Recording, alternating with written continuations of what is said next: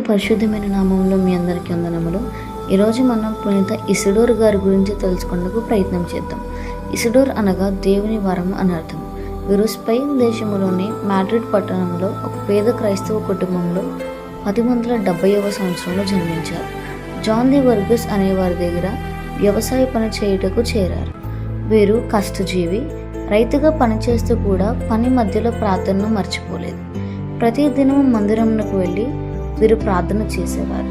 వీరు పని కంటే ప్రార్థనకి ఎక్కువ ప్రాధాన్యత ఇచ్చేవారు. పునీతుల మధ్యవర్తిత్వాన ప్రార్థనలు చేసి వారి మూలంగా అద్భుతాలు కూడా చేసేవారని తెలుస్తుంది. వీరి భార్య టొర్రిబియా గారు. ఈమె గొప్ప క్రైస్తవ భక్తురాలు. వీరికి ఒక కుమారుడు జన్మించాడు.